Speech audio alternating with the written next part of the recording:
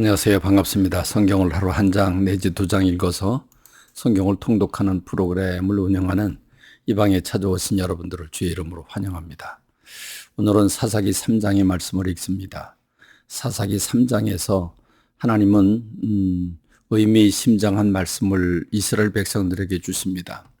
하나님께서 가나안의 모든 전쟁들을 알지 못하는 이스라엘 백성들을 시험하기 위해서 가나안 원주민의 아직 정복하지 못한 남은 사람들을 다 몰아내지 않으시겠다라고 선포하시는 말씀을 우리가 볼 수 있습니다.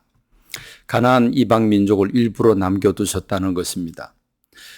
출애굽기 23장에 보면 하나님께서 이스라엘 백성들에게 그 가나안 땅을 주시는데 그 가나안 땅을 서서히 주시겠다라고 말씀하셨습니다.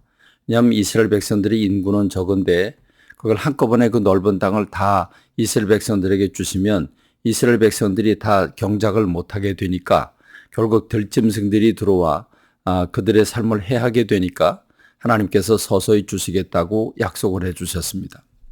그리고 여호수아를 통해서도 이스라엘 백성들이 하나님의 말씀대로 순종하면 반드시 그들을 다 쫓아내 주시겠다고 약속을 하셨습니다. 그런데 이스라엘 백성들이 여호수아가 죽고 또 여호수아의 동시대 사람들이 죽고 난 다음에 다음 세대에 일어난 다른 세대는 그들은 하나님을 알지 못했다 했습니다. 하나님에 대한 소식을 전혀 못 들었겠습니까? 들었겠죠. 근데 그들은 형식적으로 듣거나 하나님을 1대1로 인격적인 만남을 이루지 못하거나 여하튼 하나님을 알지 못했다.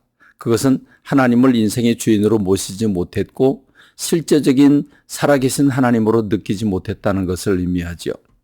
그러니까 그들이 하나님을 알지 못하니 어떻게 되겠습니까?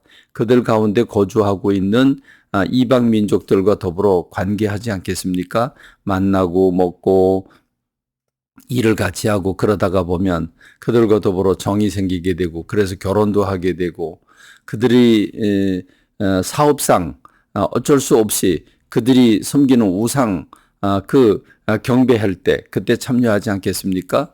그러다 보면 마지못해 절을 하게 되고 그래서 그들이 우상 숭배를 하게 되게 되는 길로 가게 된 것입니다. 하나님은 이렇게 하나님의 말씀을 따르지 아니하고 하나님의 말씀대로 순종하지 아니하는 그들에게 하나님께서 약속을 지킬 때 하나님의 복을 주신다. 순종할 때 복을 주신다라고 하는 것. 순종할 때 그들을 몰아내게 하시고 그들에게 평강을 주신다고 하는 것을 깨우쳐 알게 해 주시겠다고 말씀하고 계십니다. 그렇습니다.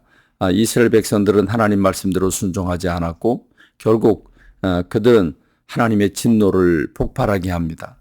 우상 숭배를 하게 되니까 여러분 하나님께서 가나안 원주민들을 몰아내시는 이유가 무엇입니까? 그들이 우상을 숭배했기 때문입니다. 그래서 하나님이 그들을 심판하고 진멸하시는데 이스라엘 백성들이 그 가나안 땅에 들어가서 그들을 심판하고 그리고 거기서 하나님을 믿어서 하나님을 믿으면 이렇게 복이 된다, 이렇게 행복하다라고 하는 걸 보여줘야 되는데 그들이 그 이방 사람들을 주님 앞에 돌아오게 하는 것이 아니라 오히려 그들이 이방 사람들의 삶을 따라 살게 되고 오히려 더 극렬하게 우상을 숭배하게 되니까 하나님이 진노하실 수밖에 없죠. 그래서 하나님께서 징계의 채찍을 내리시는데 남겨둔 모든 민족들 가운데 강한 민족들을 통해서 하나님이 이스라엘 백성들을 징계하시는 것입니다. 이 3장 말씀 가운데 세 개의 패턴이 나오게 되죠. 7절로 11절에 보면 그들이 우상을 숭배하고 하나님 목전에서 악을 행함으로써 하나님이 진노하셔서 메소포타미아의 구산 리사다임이라고 하는 왕을 그들에게 보냅니다. 그래서 그들을 공격하게 하고 그들을 못 살게 합니다. 그 기간이 8년입니다. 그러자 이스라엘 백성들은 고난을 받게 되니까 하나님 앞에 아우성치며 몸부림치며 기도를 하게 됩니다. 자, 기도하게 되니까 부르짖어 기도하니까 하나님이 또 긍휼을 베풀어 주시지요. 그래서 온니엘이라고 하는 하나님의 구원자를 보내십니다. 그 구원자를 통해서 이스라엘 백성들을 구원하시고 평강의 기간을 허락해 주십니다. 그 기간이 40년의 세월입니다.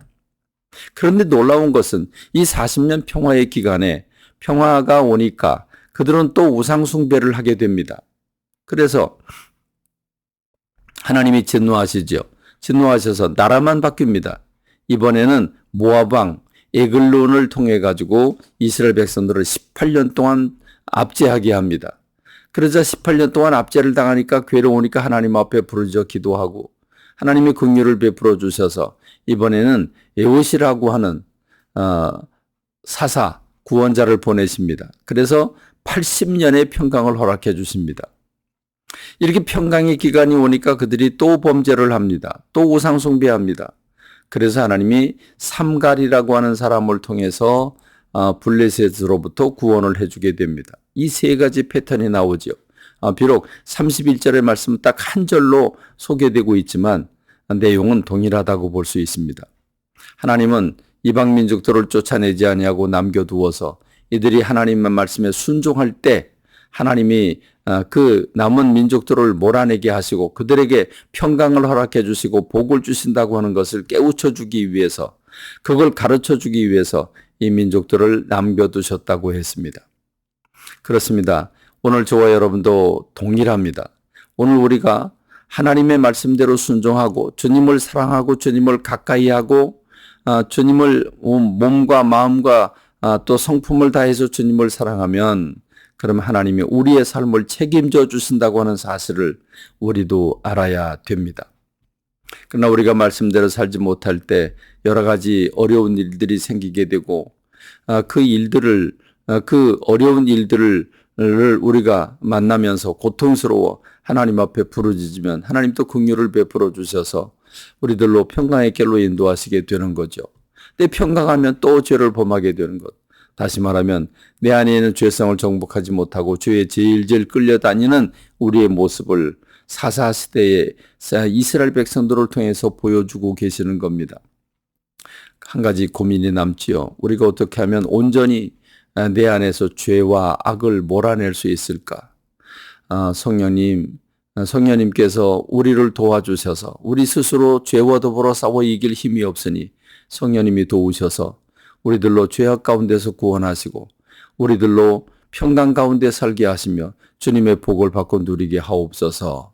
이 기도를 주님 앞에 드려야 될 것입니다. 오늘 죄와 더불어 싸워서 승리하고 평강을 누리는 저와 여러분이 되기를 간절히 소망합니다. 감사합니다. 말씀 맺겠습니다.